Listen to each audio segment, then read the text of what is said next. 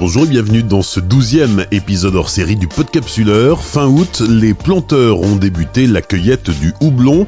L'Alsace est la première région productrice de France avec environ 750 tonnes par an. Aujourd'hui, je vous emmène à la rencontre de ceux qui cultivent le houblon, recherchent de nouvelles variétés et en assurent la promotion et la commercialisation dans le monde entier. Hors série numéro 12, le comptoir agricole, coopérative des houblonniers d'Alsace. La culture du houblon en Alsace n'est finalement pas si ancienne, elle remonte à la fin du 19e siècle, l'âge d'or de la brasserie. Aujourd'hui en Alsace, l'or vert est cultivé par 42 planteurs qui cumulent 472 hectares. À titre de comparaison, le Nord, qui est la deuxième région française productrice de houblon, totalise 34 hectares. La France n'est qu'un minuscule producteur qui ne représente que 0,8% du marché mondial. Dans ce hors-série, réalisé en partenariat avec Hop France, je vous emmène dans les environs de Strasbourg pour nous retracer l'histoire et l'actualité du houblon d'Alsace. J'ai rencontré Philippe Martin à Brumath sur le site de l'ancienne Coop Houdal, la coopérative des planteurs de houblon d'Alsace. C'est par là que transitent les différentes variétés de houblon cultivées par les planteurs alsaciens avant d'être expédiés dans les brasseries en France comme à l'international. D'après les différentes sources qu'on a pu croiser, le houblon arrive en Alsace à la toute fin du 19e siècle. Suite à un problème de marché sur une plante type valériane. Le marché s'écroule et donc les agriculteurs de l'époque, sur de toutes petites surfaces, parce que beaucoup de choses étaient évidemment faites à la main, repartent sur un marché qui semble porteur, le houblon, du fait de la proximité immédiate des brasseries tout autour. Fin du 19e, c'est tout récent. C'était hier même, oui. Ou avant-hier. C'est une histoire pourtant assez riche en rebondissements qu'on a connu fin du 19e et tout le 20e siècle, en tout cas la première moitié du 20e siècle. Encore à cette époque-là, le monde était très rural. Tous les soubresauts qu'on connaît au niveau international et au niveau politique ont un impact, d'ailleurs, sur les surfaces qu'on a en Alsace.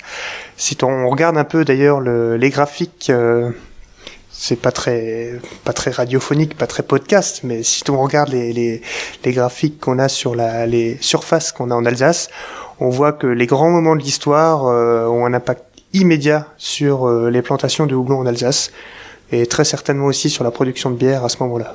Le houblon est un ingrédient incontournable dans la fabrication de la bière. C'est dans cet esprit que les premiers houblonniers se sont implantés à proximité des brasseries en Alsace, qui est une région historique de production de bière. Absolument, on a ce cas en Alsace, on l'observe également dans le nord de la France, en Lorraine, en Bourgogne.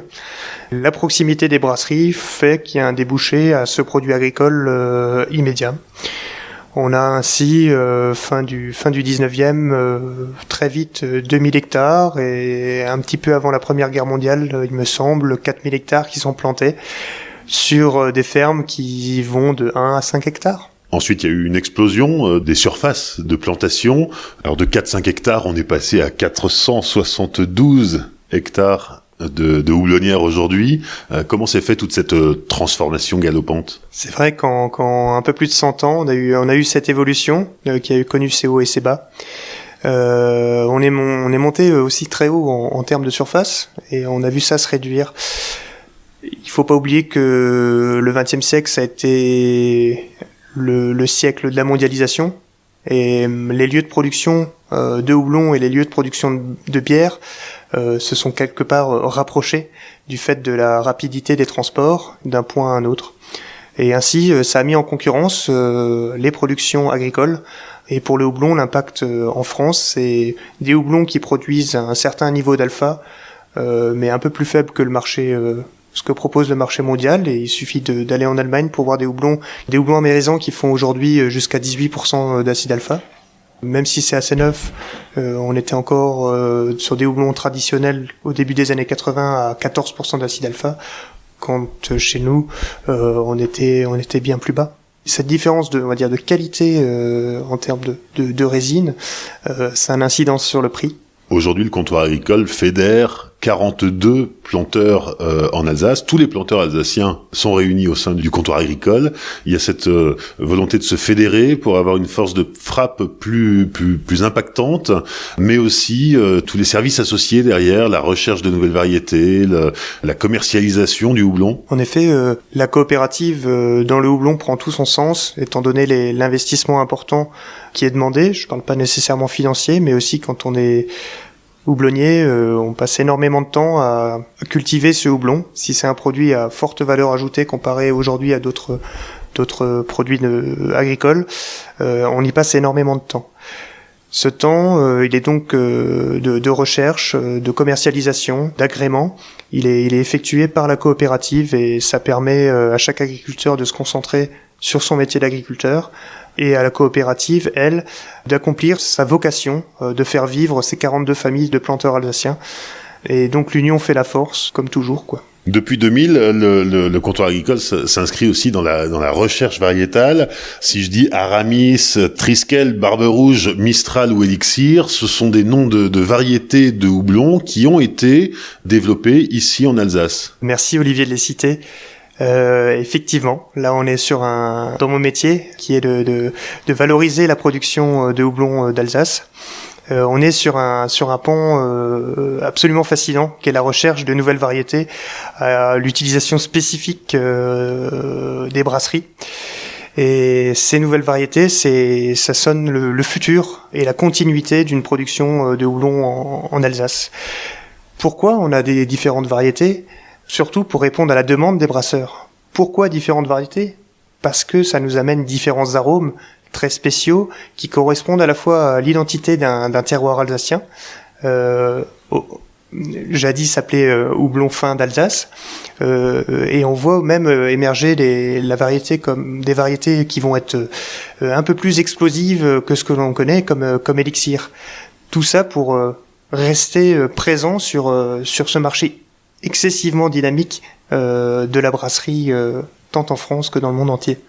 Si on voulait tirer un raccourci rapide, créer une nouvelle variété de houblon, c'est comme dans le jardinage, quand on fait une bouture sur un rosier, paf, on va avoir une nouvelle fleur qui va apparaître. Là, c'est beaucoup plus compliqué et c'est un processus qui prend plusieurs années. Le temps, effectivement, est un aspect très important dans le houblon. Pour créer de belles choses, effectivement, faut laisser au temps, à la nature, de pouvoir développer de nouvelles choses surprenantes. Alors, on va l'aider un peu dans le programme de recherche variétale en effectuant des croisements. C'est de la pollinisation forcée. Et on va rechercher avant tout à avoir des plantes qui vont, elles, être résistantes naturellement dans leur milieu, afin de se protéger des menaces extérieures que le houblon peut connaître, telles que le mildiou, l'oïdium, les ravageurs. Et une fois qu'on aura développé les génétiques uniques, on va observer cette résistance face aux ennemis du houblon pour intervenir un minimum sur la plante dans le futur. Ce qui est important, c'est que cette plante, elle puisse s'épanouir par elle-même et qu'on puisse en retirer un maximum les fruits qui nous intéressent, donc les cônes de houblon. Il y a énormément de paramètres qui entrent en ligne de compte dans ce processus de création d'une nouvelle variété. Peut-être le plus important, c'est le temps. Comment est-ce qu'on savait, 4 ans avant sa mise sur le marché, que Elixir serait un houblon qui correspondrait aux attentes des brasseurs et donc, derrière les brasseurs, aux attentes du consommateur final? Oui, c'est un très bon exemple pour Elixir. Dans ce programme de recherche qui, une fois le cahier de charges défini, va durer 15 ans, on va arriver à un moment où on va vouloir, au-delà de l'aspect agronomique, on va vouloir sentir le ressenti des brasseries sur l'accueil réservé à chacune des variétés. Donc on part d'un demi-hectare, d'un hectare en pleine production face à tous les dangers que peut retrouver naturellement le houblon.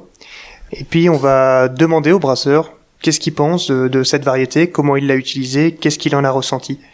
Et ce travail peut se faire quand il y a un petit peu de matériel, un peu de kilos de houblon à faire tester à nos nombreux partenaires. Et avec différentes recettes, différents usages, c'est aussi un temps d'observation entre le brasseur et l'apparition d'une nouvelle variété. C'est un peu une reconnaissance. On a souvent entendu parler de la mode du single hop, qui permet de tester une variété avec une recette de bière bien établie du brasseur, et qui permet à ce brasseur de comprendre ce qu'il va apprécier dans la variété de houblon, mais également ce qu'il va pas apprécier dans cette variété, et de façon à pouvoir l'utiliser. Au quotidien, maintenant, l'élixir, qui connaît un bon accueil de la part des brasseurs, tant en France qu'à l'étranger, ça a été une histoire de savoir qu'est-ce qui plaît dans cette variété. Élixir a été donc accueilli notamment par son aspect démonstratif, assez explosif, sur des arômes plutôt floraux, lavande et agrumes, et sur des saveurs aussi agrumes orientées avec des notes d'orange. Et ça a plutôt bien plu de pouvoir trouver un houblon aromatique démonstratif en France. Et en même temps, la durée de vie d'une variété, elle est toujours incertaine. Parce que si ça se trouve, demain, Élixir, ce sera une variété un peu has-been dont les brasseurs ne voudront plus, privilégiant une autre variété qui sera apparue d'ici là. De plus en plus, l'effet de mode est puissant dans la culture de houblon. Effectivement, sur le marché mondial, on observe une tendance forte vers des variétés qui sont déposées. On a comme ça des variétés qui sont apparues déjà il y a 20 ans, mais qui n'ont connu leur essor qu'il y a 10 ans avec l'arrivée des IPA. Parce qu'avant, le brasseur n'était pas intéressé par ces variétés qui étaient jugées trop aromatiques. Donc il y a une tendance de fond sur le choix de la variété qui est d'avoir des hauts acides alpha. Et après, il y a le travail du brasseur qui est de valoriser la bière. Et pour valoriser sa bière, on va utiliser de bons ingrédients et bâtir des recettes sur des variétés dont on connaît la stabilité aromatique et aussi une certaine typicité. Et cette recherche variétale, elle ne s'arrête jamais, puisque on a cité 5 variétés qui ont été développées depuis 2000. Il y en a d'autres là qui sont en souterrain. D'ailleurs, c'est assez bizarre parce qu'elles ont des noms de code. C'est très confidentiel, mais elles arriveront prochainement sur le marché. Effectivement, la recherche ne s'arrête jamais. J'évoquais le cahier de charge. Le cahier de charge répond avant tout à des défis agronomiques, et on en parle suffisamment de changement climatique. Donc ça peut être dans un cahier de charge du houblon du futur, ça peut prendre en compte l'évolution de l'environnement, tant en maladies que de différents stress que va connaître la plante.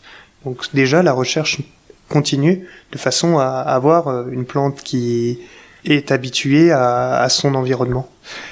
Ensuite, le houblonnier est toujours à l'écoute de ce que dit la brasserie, comme le brasseur va être à l'écoute de ses consommateurs de bière. Qu'est-ce que le consommateur désire ? Le brasseur va s'efforcer d'y répondre au-delà de son identité qu'il crée dans sa brasserie.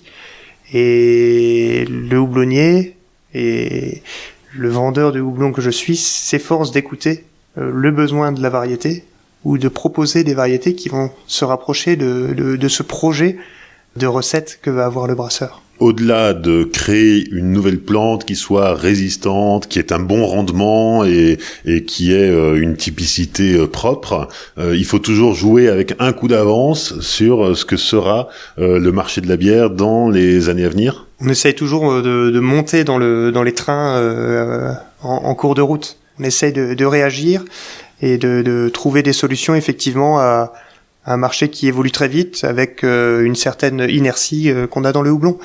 Donc on écoute, on fait quelques paris. Ça a été le cas sur les variétés qu'a sorti Comptoir Agricole quand ils ont commercialisé Triskel, Barbe Rouge. On était sur une recherche variétale un petit peu osée à ce moment-là, mais ça a permis la survie du houblon en Alsace.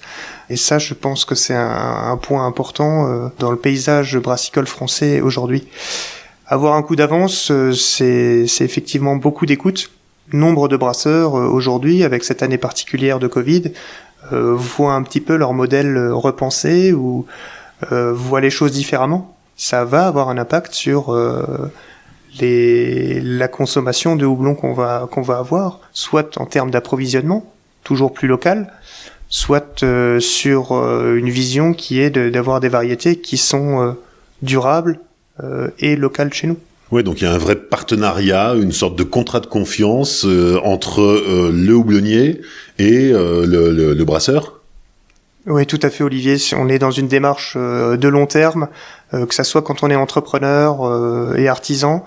On va vouloir dans la brasserie établir un produit qui est reconnu par les consommateurs de bière. Et pour cela, on va aller acheter du houblon et on sait que c'est une plante pérenne quand on est brasseur. Le commercial houblon que je suis s'efforce de faire comprendre les contraintes qu'on a à produire le houblon, les contraintes d'approvisionnement.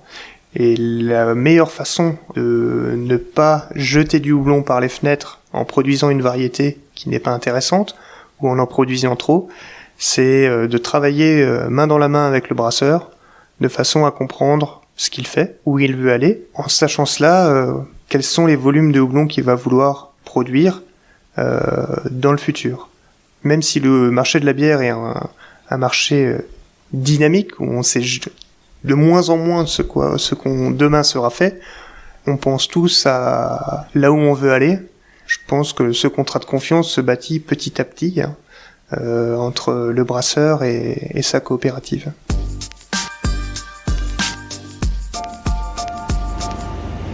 On poursuit notre découverte du houblon en Alsace avec une halte à la ferme Pfister à Wingersheim où nous attend Yves Pfister. Bonjour. Bonjour. Tu es dans une famille de producteurs de houblon, de planteurs depuis longtemps. Il y a une tradition familiale. Ici à la ferme Pfister, on plante du houblon. Oui, donc moi j'ai repris la ferme avec mon grand frère il y a 4-5 ans. Donc on est la 4e génération de houblonniers dans la famille. Donc on suit le cercle familial, on produit du houblon et on espère que ça va durer, quoi. J'espère que les fils reprendront. Bon, ils ont un peu le temps, quoi, mais ça serait notre objectif, quoi. Merci de nous recevoir aujourd'hui, vendredi 28 août. Cette année, en 2020, c'est le premier jour de la récolte. En effet, c'est le premier jour de la récolte, donc on est arrivé à maturité dans les premières variétés, genre Vögel ou Savinski Golding. Pour évaluer une maturité, on fait des échantillons de matière sèche et on regarde la matière sèche. Il faut qu'on arrive entre 20 et 22% de matière sèche. Et donc ça fait un jour qu'on y est arrivé, donc on a décidé de commencer en sachant que les conditions météo sont ici, les sols sont assez ressuyés, donc on s'est dit c'est le moment. Il pleuvait ce matin en Alsace. Ce matin il pleuvait légèrement, mais bon c'est pas 2-3 mm qui vont nous arrêter parce qu'à un moment pour notre surface il nous faut à peu près 30 jours de récolte, donc on ne peut pas se permettre d'arrêter pour 2-3 mm de flotte. La surface c'est 30 hectares de houblon, 9 variétés cultivées ici. Oui, exactement. Actuellement, on est sur 9 variétés. Il faut savoir qu'il y a 15 ans, on était basé sur une variété, le Strieselspalt. Et ça fait quelques années qu'on a diversifié nos variétés essentiellement pour satisfaire la demande au niveau des brasseurs. Donc on est sur principalement des variétés aromatiques, des précoces comme Vögel, Golding. Après, on est sur des demi-précoces, Strieselspalt, Aramis, pour finir sur des tardifs comme Mistral ou Barbe Rouge et même pour finir avec du Nugget. Parmi les variétés que tu viens de citer, on aura reconnu les noms de différentes variétés alsaciennes. Oui, la plupart des variétés sont issues de la recherche expérimentale qui est à Aubernais, au lycée agricole. Donc il y a une surface de 3-4 hectares qui est engagée pour le développement et la recherche de nouvelles variétés. Et la plupart sont issues de Aubernais, quoi. Donc on est vraiment satisfait que ce soit des variétés 100% alsaciennes. Et à la fin de la récolte, on devrait atteindre à peu près 50 tonnes de houblon. Cette année, il faut savoir que c'était une année un peu spéciale. On est arrivé déjà avec des pluviométries inférieures cet hiver. On avait une qualité sanitaire au début qui était exceptionnelle. On n'a pas vu de maladie, rien du tout. C'était un plaisir. Après, on a eu les coups de vent qui nous ont fait beaucoup de dégâts, essentiellement au niveau de la main-d'œuvre, de la remise au fil. Et pour finir, on a eu un été très sec, un peu moins chaud mais très sec, avec des pluviométries très très faibles. Vraiment, je pense à peu près un tiers de moins par rapport à une année normale. Ce qui a fait que les variétés précoces ont subi des pertes de rendement. Exactement, je ne peux pas dire, mais je pense qu'on va perdre quand même entre 10 et 15%. sur les variétés précoces. On entend derrière nous la machine infernale qui travaille. On va sortir, on va juste passer une tête pour que tu nous expliques un petit peu ce qui est en train de se passer. Voilà, alors là on est sous le hangar, hein, Oui. dans la cour de la ferme. Au sol on voit les lianes de houblon qui ont été ramassées ce matin. Voilà, exactement. Il faut savoir que la récolte, elle se fait en 2 étapes. Donc la première étape, c'est un tracteur qui est attelé à une remorque qui va réceptionner, qui va chercher les lianes dans la parcelle de houblon. Et ça, c'est mon grand frère qui s'en occupe. Donc il va faire les navettes tous les jours à la récolte, donc à peu près entre 40 et 60 navettes par jour, qui va chercher le houblon du champ, qui va le ramener à la ferme. À la ferme, on a de la main-d'œuvre qui est là pour en fait accrocher les lianes et les faire passer une par une dans la cueilleuse. Donc c'est une grosse machine. Cette cueilleuse, elle permet de nous séparer les cônes de la liane. Donc et après il y a une partie haute et une partie basse. La partie haute, c'est pour séparer les cônes de la liane, et la partie basse, c'est pour faire un triage entre les cônes et le feuillage. Alors tout ça se fait extrêmement vite. Il y a 2 choses à la sortie de la machine. D'un côté, ça repart dans un tracteur, et de l'autre côté, ça part sur un tapis roulant. Voilà, donc il faut savoir que les cônes, on va les garder dans un silo tampon. Dans ce silo tampon, on va monter du houblon toutes les 1 heure, 1 heure et demie, parce que le houblon, on passe de 80% d'humidité à 10% d'humidité, donc on le sèche directement à la ferme, parce que le houblon ne peut pas se conserver. Et après, le tracteur qui est attelé à une remorque, c'est tous les déchets qu'on n'utilise pas et qui vont être répandus dans les champs, mais d'abord qui vont être compostés. Tu nous disais que la récolte du houblon durait environ 30 jours. C'est relativement court, donc il faut agir très vite, surtout que le houblon risque de s'abîmer si il n'est pas séché à temps. En fait, l'avantage qu'on a actuellement, depuis qu'on a plusieurs variétés, on est un peu plus relax parce qu'on a des variétés précoces, donc on peut commencer 4-5 jours avant. Et après, les variétés mi-précoces, mi-tardives, donc ça c'est généralement vers le 10-15 septembre. Donc on va dire que ça nous laisse un petit abattement suivant les variétés. Et l'avantage qu'il y a, on a moins de stress et toutes les variétés arrivent à maturité au bon moment. Ce qui a été récolté ce matin, ce sera séché ce soir? Non, ce qui a été récolté ce matin exceptionnellement, on a commencé à 7h, mais généralement on commence à 6h le matin. Donc le houblon qui a été récolté à 7h le matin est sorti ce matin à 10h du séchoir. Donc il est prêt à être mis en ballot de 60 kg pour demain matin. Ouais, ça c'est l'étape finale, puisque une fois que les ballots sont prêts, qu'est-ce qu'ils deviennent? Donc une fois que les ballots sont prêts, nous on a des rendez-vous qui sont pris avec la coopérative pour que les ballots de houblon puissent être mis dans chambre froide. Parce que c'est une question de stockage, donc le houblon va être stocké à 3, 4, 5 degrés. Donc c'est essentiel d'avoir des rendez-vous à l'avance, d'à peu près savoir nos quantités approximatives pour que le houblon ne soit pas stocké très longtemps chez nous et qu'il puisse aller en chambre froide directement. C'est quoi les principales difficultés dans cette étape de la récolte du houblon? La principale difficulté, c'est déjà d'arriver à l'humidité optimale, donc ça veut dire une qualité de séchage optimale. Un houblon qui sera séché un peu trop, en fait il va s'effeuiller, ça va être une perte de qualité, donc le brasseur il sera pas content.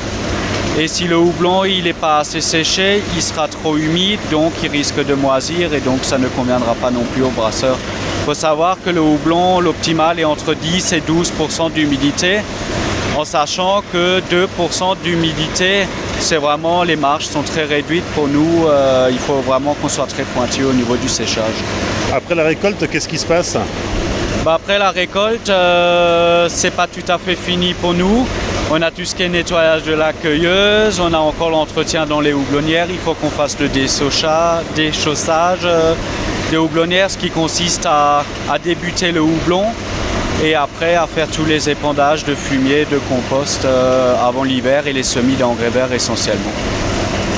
Et après, on va dire début novembre, on est un peu plus relax et c'est là qu'on commence à apprécier l'hiver, quoi.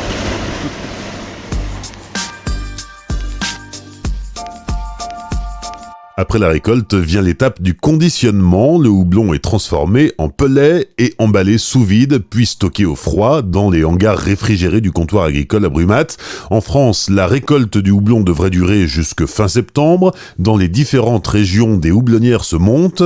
La filière houblon est en pleine évolution. Depuis février dernier, une interprofession préside au développement de cette filière. Pour en savoir plus, j'ai rencontré Antoine Wuchner, secrétaire général de l'AGPH, l'Association générale des producteurs de houblon. La filière est en pleine évolution en France. Nous avons lancé l'interprofession en 2020 à l'occasion du Salon de l'Agriculture.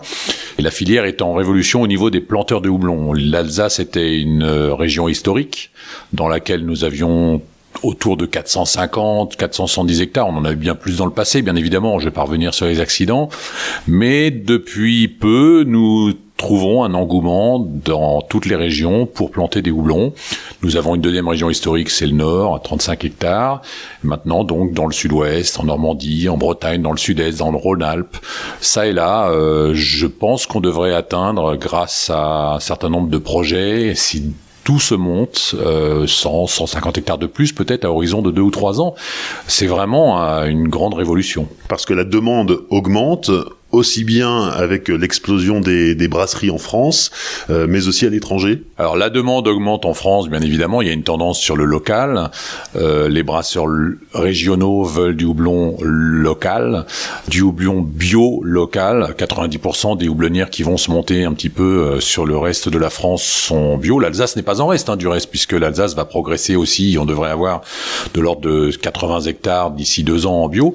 La brasserie se développe en France, mais l'export n'est pas en reste, bien évidemment.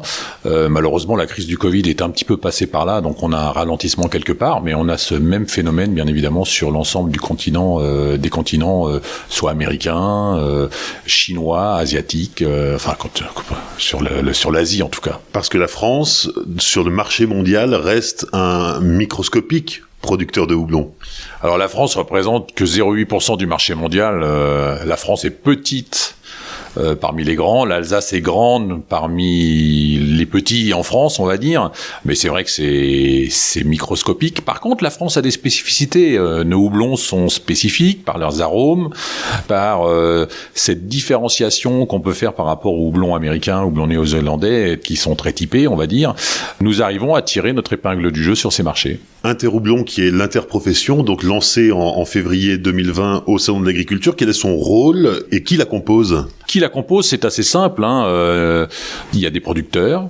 Donc l'AGPH est aujourd'hui le représentant des producteurs de houblon en France.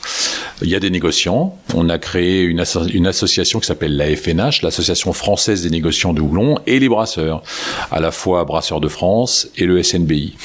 Ces 3 acteurs au niveau de l'interprofession vont pouvoir parler de l'ensemble des problèmes qui se poseraient sur la filière houblon.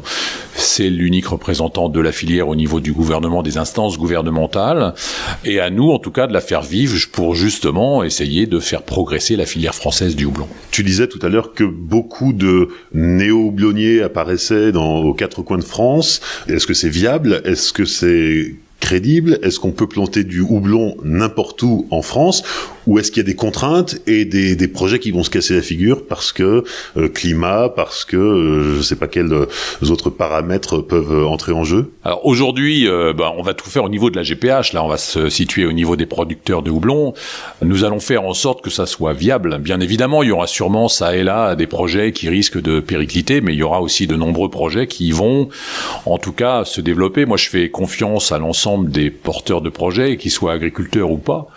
Du reste, pour mener à bien ces projets-là, j'ai vu des choses incroyables. Et l'agriculteur ou le porteur de projet, ils ont une telle volonté qu'à mon avis, ça avancera.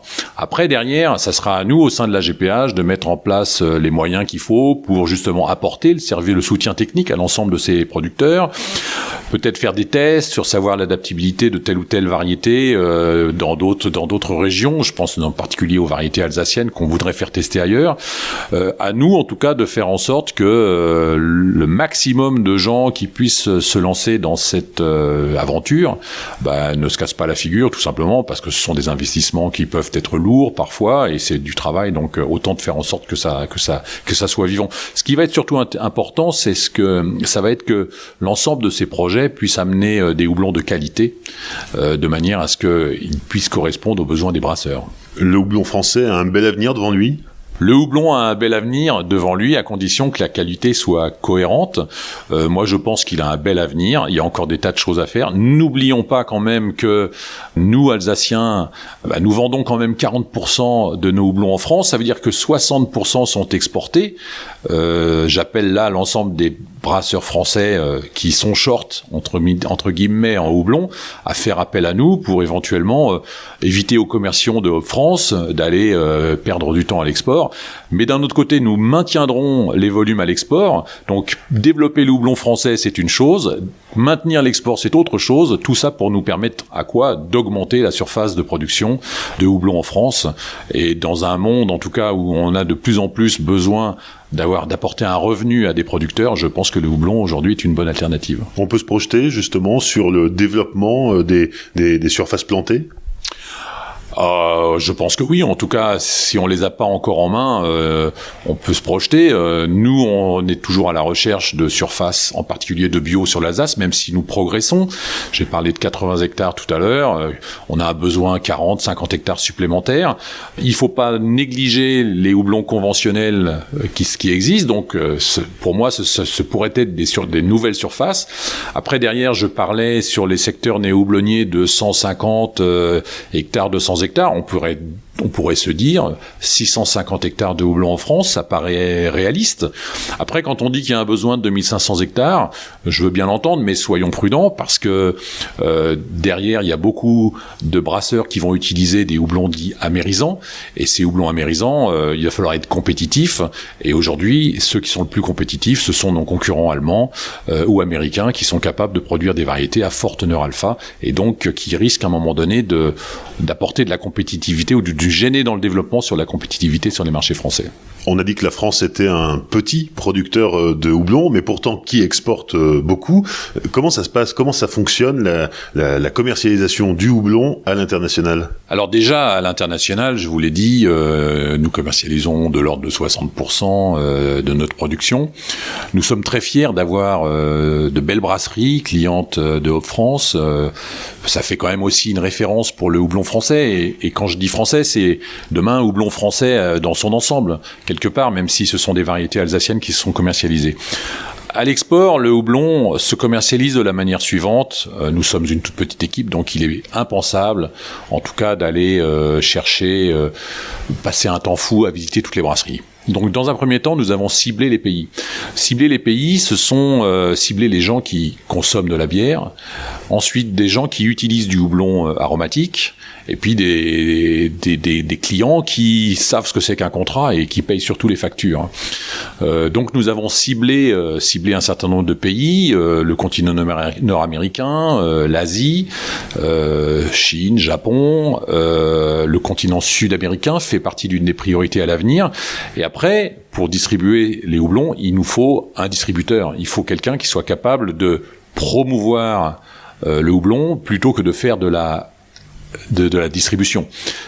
Faire de la distribution, c'est très facile. Promouvoir le houblon, c'est plus compliqué. Il faut aller parler des variétés, les faire tester, et ensuite savoir qu'on va vendre du Haut-France plutôt qu'un houblon américain ou un houblon d'une autre origine qui va être peut-être plus facile à vendre. Donc le choix du distributeur est très important.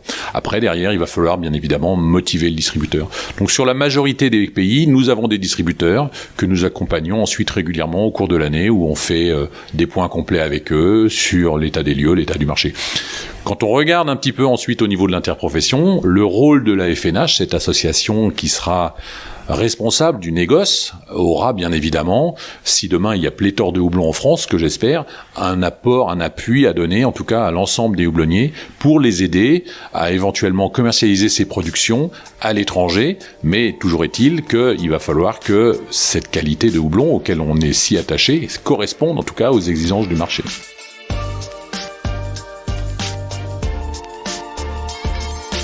Merci à Antoine Vuchner de la GPH, Philippe Martin du comptoir agricole et Yves Pfister de la ferme Pfister pour leur accueil lors de l'enregistrement de cet épisode. Un épisode produit en partenariat avec Hop France que je remercie pour son soutien. Vous pouvez découvrir la houblonnière de la ferme Pfister en images sur les réseaux sociaux du Podcapsuleur et de Bière Actu, Facebook, Twitter et Instagram. N'oubliez pas aussi de laisser un commentaire et 5 étoiles sur Apple Podcast et bien sûr liker, partager et commenter sur les réseaux sociaux. Enfin, souvenez-vous, l'abus d'alcool est dangereux pour la santé, alors savourez mais sans forcer.